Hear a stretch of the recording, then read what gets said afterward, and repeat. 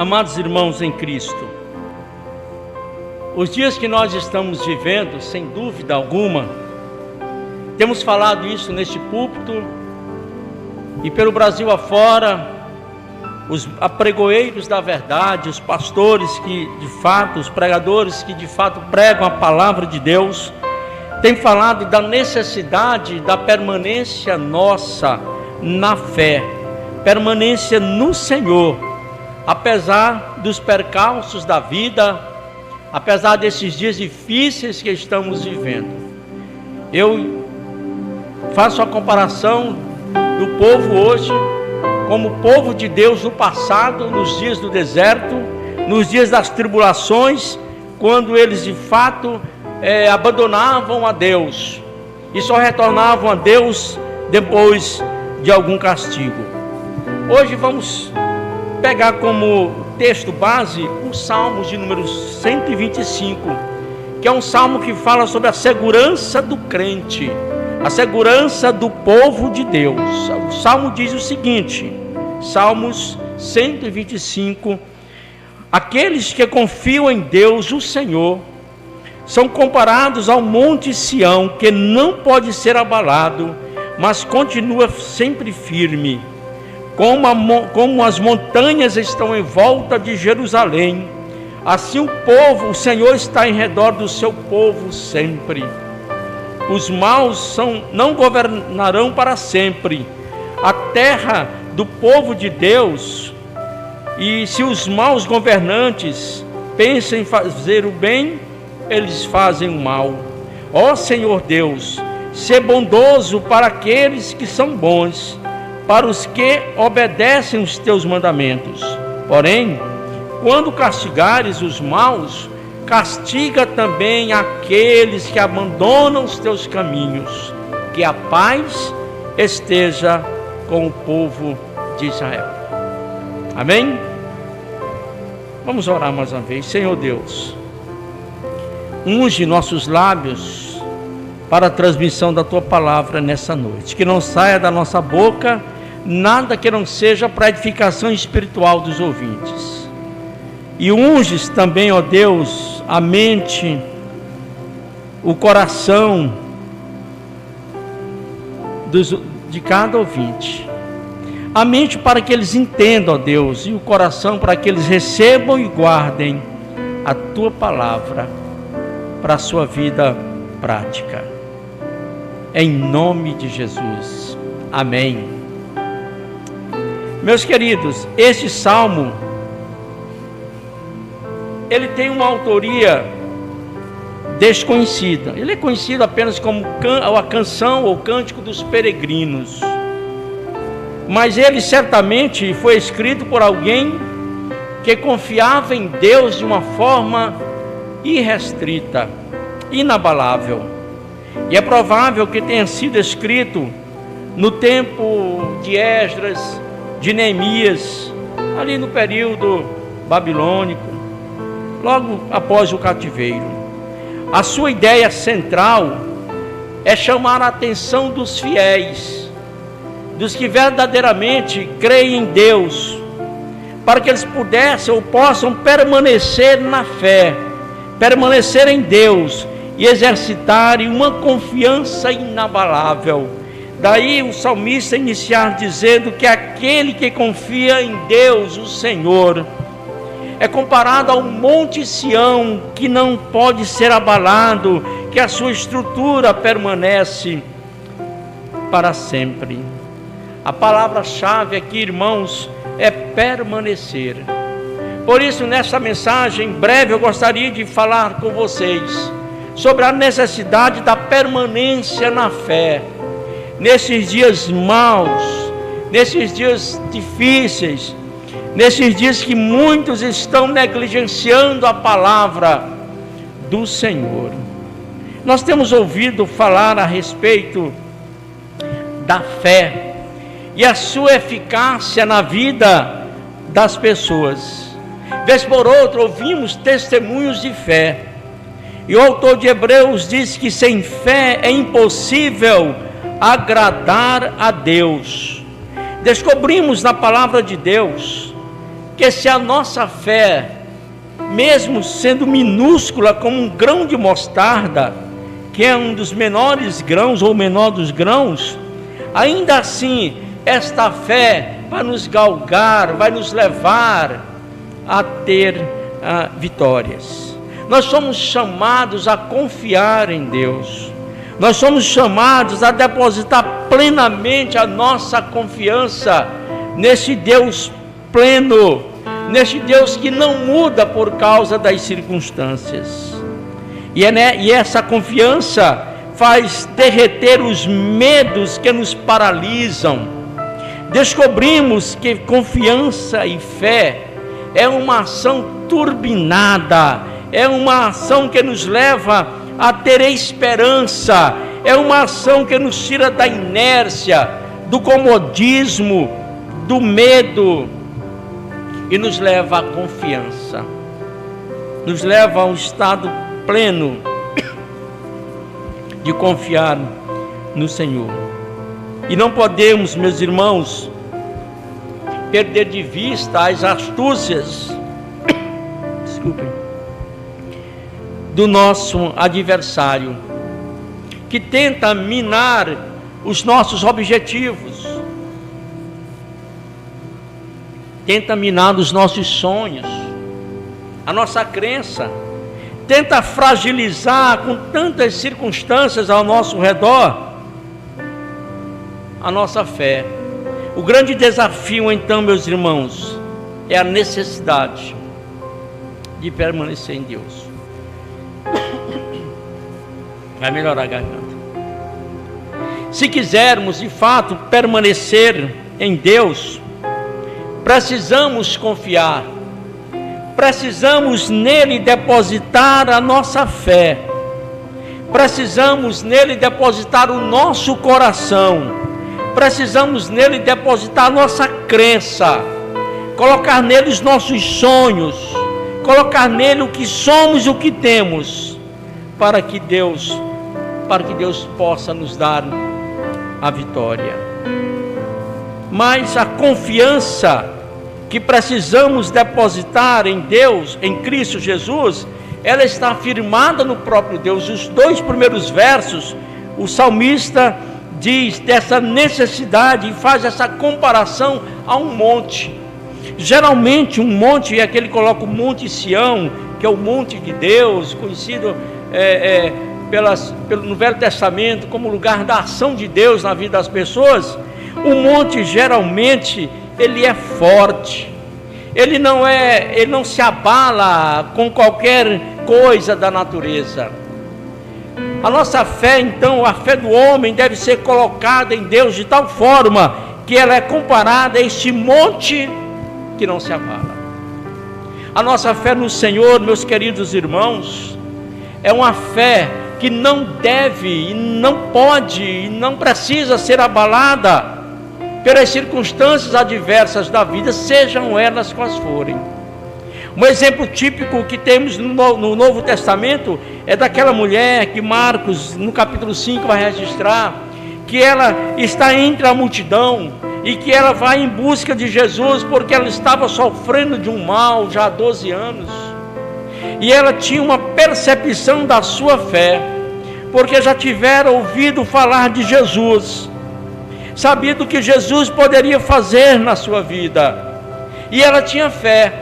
E a fé está determinada quando ela diz: se eu apenas tocar nas vestes de Jesus, eu serei curada desse meu mal. Isso sim, meus irmãos, é uma fé que remove montanhas. Isso sim, meus irmãos, é uma fé que não pode ser abalada. É uma fé como a Monte Sião, que não pode ser abalada as suas estruturas. Quando ela diz: se eu apenas tocar, talvez aquela mulher tivesse até vergonha de se expor naquele momento, mas sabia ela que se apenas tocasse em Jesus, isso é confiança, é a confiança que mantém o cristão firmado em Deus. E aquela mulher sabia que tudo quanto ela podia fazer, O texto lá de Marcos diz que ela já tinha gasto tudo quanto tinha. Eu não sei quanto aquela mulher tinha, a Bíblia não diz. Mas se diz que ela já tinha gastado com todos os médicos, e há 12 anos, provavelmente era uma mulher de posses. E tudo que ela tinha, ela já tinha investido na sua saúde. Porém o texto lá vai dizer que ela ficava cada vez pior. Mas quando ela ouve falar de Jesus, ela toca em Jesus. Ela diz: se eu somente tocar. E ela só se revela a Jesus quando Jesus exige isso. Alguém me tocou. Quem me tocou? De mim saiu poder. A confiança mantém um cristão firmado em Deus. Não precisamos temer os dias maus que estamos vivendo. É bíblico, meus amados. Vivemos dias de enfermidades, de pandemias, endemias, mas não é só física, não. Vivemos dias também de pandemia espiritual, de endemia espiritual. As pessoas estão se afastando de Deus. As pessoas não estão buscando a Deus como deveriam. As pessoas estão perdendo a fé em Deus. Algumas, quando buscam a igreja e já está errado. Você não precisa, não deve buscar a igreja. Você precisa e deve buscar a Jesus. A igreja é a consequência disso, dessa busca sua. Agora as pessoas procuram a igreja para quê? Para ter uma cura física, para ter uma solução financeira na sua vida, para resolver um problema de imediato. Devemos buscar a Jesus como confissão dos nossos pecados. Devemos buscar a Jesus, manter a nossa fé em Jesus, porque nós somos pecadores. E a Bíblia diz que se confessarmos os nossos pecados, Ele vai nos perdoar. Então a confiança mantém um cristão firmado em Deus. A confiança mantém um cristão sabedor de que ele precisa estar firmado na videira. Eu sou a videira. Vocês são as varas, disse Jesus, vocês são os ramos. Se vocês permanecerem em mim, eu permanecerei em você. As pessoas estão querendo buscar as bênçãos da videira, mas não estão querendo buscar a videira verdadeira. A segunda lição que aprendemos neste Salmo 125 é de que a confiança mantém o cristão em obediência. Ora, se a confiança mantém um cristão firmado em Deus, ela leva o cristão a ser obediente. Olha o que diz o versículo 3: os maus não governarão para sempre a terra do povo de Deus. Se os maus governassem, até os bons começariam a fazer o mal. O salmista está dizendo que há uma necessidade de se buscar a Deus, porque o cetro dos ímpios não prevalecerá sobre a terra. Ou seja, o governo dos ímpios não permanecerá sobre a terra. Os ímpios podem até querer dominar o mundo. Os ímpios podem até querer dominar a sua vida. Os ímpios podem até querer impor coisas a você. Mas é a palavra do Senhor, é a sua obediência à palavra do Senhor que vai determinar a sua fé. E você precisa, meu querido irmão, nós precisamos nos firmar na palavra do Senhor, em obediência à palavra de Deus. O que leva uma pessoa a desviar-se dos caminhos do Senhor? Falta de obediência à palavra do Senhor. Porque o justo, ele pode tropeçar até 7 vezes, mas ele se levanta, porque eles sabem quem tem crido, como cantamos no culto de hoje. No Novo Testamento temos 2 exemplos, tanto de Pedro quanto de Jairo. Jairo era um homem importante, era um homem que dava ordens, era um homem de comando, era uma autoridade, mas ele era muito humano. Um dos seus criados adoece, e ele, sabendo quem era Jesus, ele vai buscar uma palavra de Jesus. E ele aprende: Senhor, eu não sou digno que tu vás no meu teto, mas eu só quero uma palavra tua basta, uma palavra tua eu vou obedecer. E Jesus diz para Jairo: que ela já estava curada, que o seu problema já tinha sido resolvido pela fé que ele teve. Uma palavra. Pedro estava no alto mar com seus outros amigos, estavam pescando, mas nada pescaram. Jesus surge ali e diz: lancem as redes para o lado direito, e Pedro vai dizer: Senhor, nós já fizemos isso, mas agora é diferente, sob a tua palavra eu vou fazer isso. A obediência à palavra de Deus é que vai ser um fator determinante, meus irmãos, para a nossa realidade, para o momento que nós estamos vivendo. Vivemos a época das desilusões, dos infortúnios, das ameaças, do governo de impiedade. O governo mundial é um governo de impiedade, que não respeita o cristão, não olha para o cristão, e muitos estão assim. Mas nós não precisamos perder e nem devemos perder a nossa confiança em Deus, porque é essa confiança que vai nos manter firmados em Deus, e é essa confiança que também vai nos levar a obedecer o Senhor.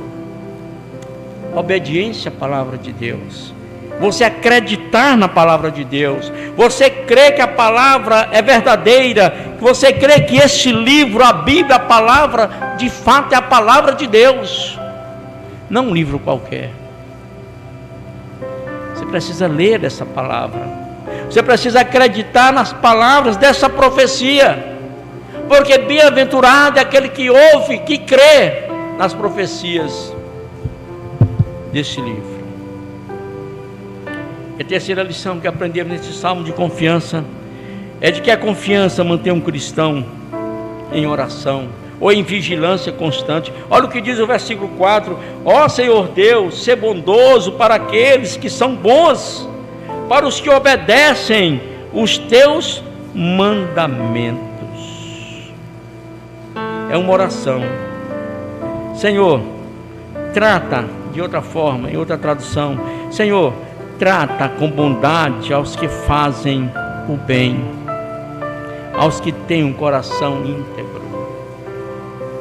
Eu tenho buscado o Senhor, eu tenho buscado a presença de Deus, eu tenho mantido a minha fé, a minha confiança em oração, pedindo a Deus, pedindo ao Senhor o socorro.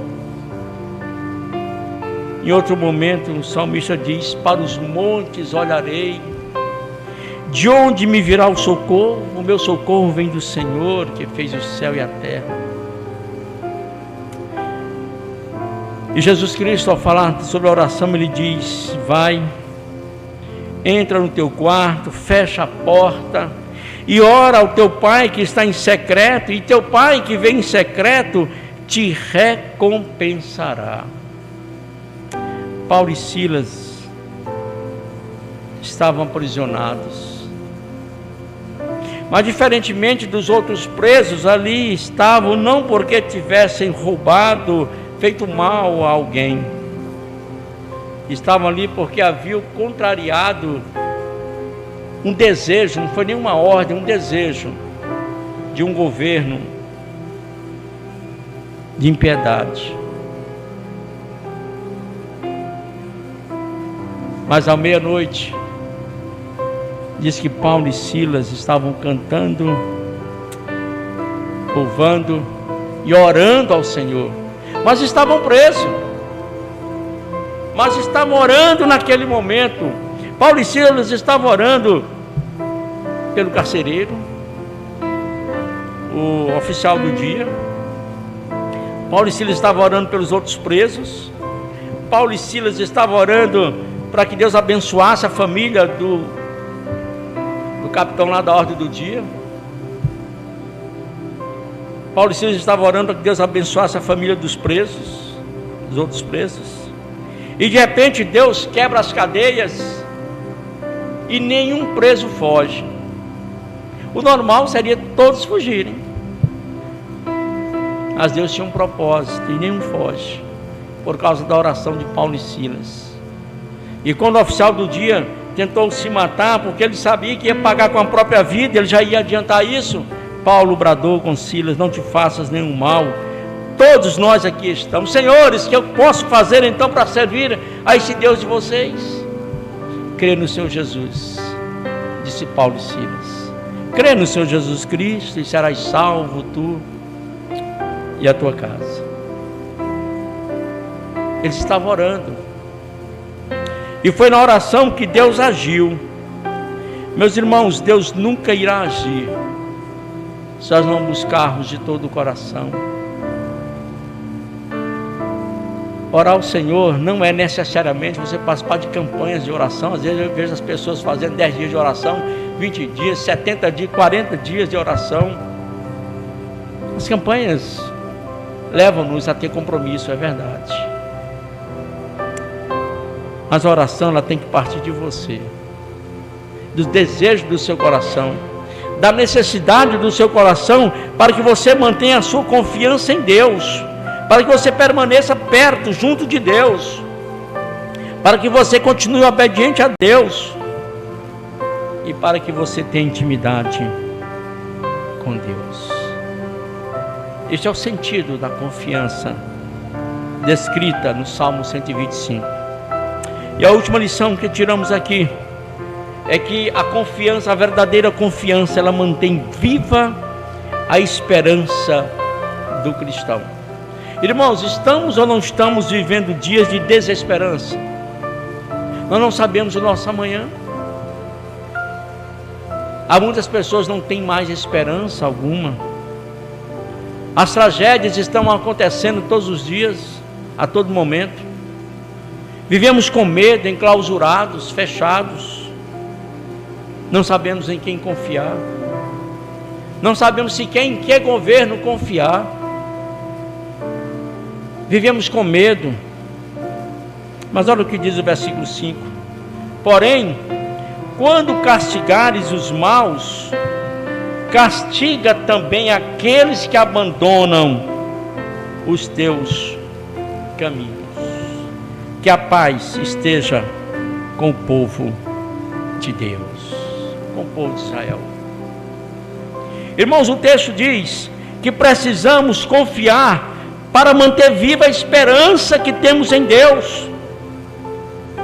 Os que se desviam por caminhos tortuosos, o Senhor dará castigo a eles, e também aqueles que abandonam os teus caminhos. As pessoas estão aí, abandonando os caminhos do Senhor, dizendo e fazendo o que querem, dizendo o que querem com o nome de Deus, blasfemando o nome de Deus. Inclusive alguns políticos que vão para as redes sociais e nas entrevistas deixam escapar o seu ódio de vingança contra o cristão e destilam o seu fel contra o povo de Deus. Jesus Cristo nos ensinou a sermos simples como as pombas. Já percebeu como a pomba ela é simples? Esses dias eu estava no centro, estava lanchando, e tinha uns pombos. Eu comecei a jogar alguns pedaços de comida para os pombos, e como eles são simples, como vem bem para pertinho das redes. Simplicidade dos pombos que Jesus fala. Mas Jesus Cristo diz também: sejam prudentes como a serpente. Eu não dou comida para a serpente, para o pombo eu dou. Precisamos ser simples, mas precisamos ser prudentes. Inclusive nesses dias maus que estamos vivendo, Deus irá castigar os maus. Podem eles prevalecer no presente momento, podem eles fazer o que estão fazendo e o que querem fazer no presente momento, mas o fim deles chegará.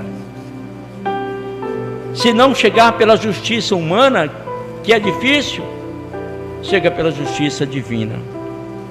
Mas o salmista diz também que deve ser aqueles que castiga também aqueles que abandonam os teus caminhos, aqueles que se afastam de ti, aqueles que zombam de ti, aqueles que blasfemam de ti.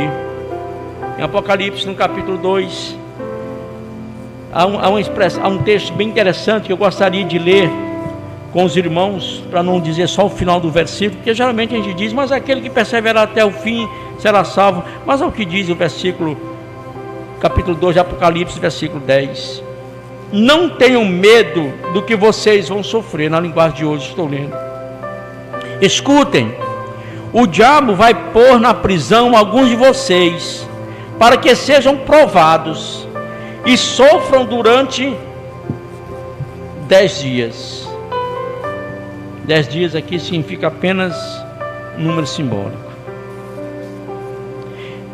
Sejam fiéis, mesmo que tenham de morrer, e como prêmio da vitória eu lhes darei a vida eterna.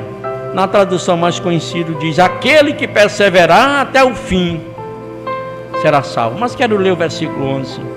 Portanto, se vocês têm ouvidos para ouvir, então ouçam o que o Espírito de Deus diz à sua igreja. Aqueles que conseguirem a vitória não sofrerão o castigo da segunda morte. Esse é um versículo para aqueles que, a exemplo do salmista, de fato mantêm a sua confiança em Deus, permanecem firmes em Deus, permanecem obedientes a Deus, permanecem em oração e permanecem com a viva esperança da volta de Cristo. E o que nós aprendemos, para concluir, o que nós aprendemos com este salmo? Os salmos, de um modo geral, têm tantos ensinamentos para nós, meus irmãos. Neste salmo nós aprendemos 3 coisas. Primeiro, a confiança em Cristo não é apenas salvífica, ou seja, eu confio em Cristo não apenas para a minha salvação, porque essa eu já tenho assegurada. Crê no Senhor Jesus Cristo e serás salvo. Quem crê e for batizado é salvo, não entra em condenação, passou da morte para a vida. A minha crença, a minha confiança em Cristo não é apenas salvífica, ela deve ser manifesta também para a minha vitória no meu dia a dia. É a minha vitória no Senhor.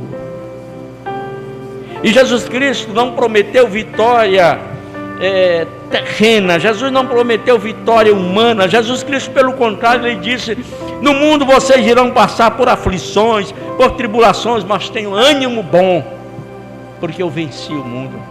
O que Jesus Cristo está dizendo: eu venci, e comigo vocês também vão vencer, porque Ele mesmo também disse: eu vou estar com vocês todos os dias, até o fim, até o último dia, até o último momento, o último instante. A confiança em Cristo, ela não é apenas salvífica, mas essa confiança deve se manifestar no nosso dia a dia, nas nossas provações de segunda-feira, de terça-feira, de quarta, de quinta, de sexta, de sábado, e que renovemos a cada encontro com o Senhor. Aprendemos também que a confiança em Cristo nos mantém firmados nele, mesmo em meio às lutas e dificuldades desta vida. Ou seja, a confiança em Cristo, ela deve me manter firmado no Senhor. Nós cantamos: minha esperança até o fim é Cristo que morreu por mim. Cantamos, mas precisamos levar isso para a prática, para o nosso dia a dia, para os nossos momentos maus, para os nossos momentos de aperto, na hora da enfermidade, na hora das crises existenciais também,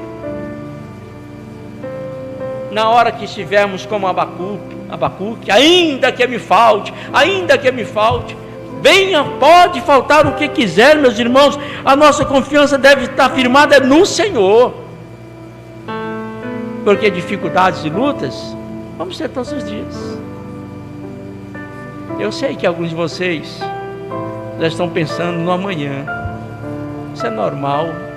Por mais que Jesus Cristo tenha dito: não vos preocupeis com o amanhã, mas nós nos preocupamos. Nós somos humanos. De uma forma ou de outra, de uma circunstância ou outra, nós nos preocupamos com o amanhã,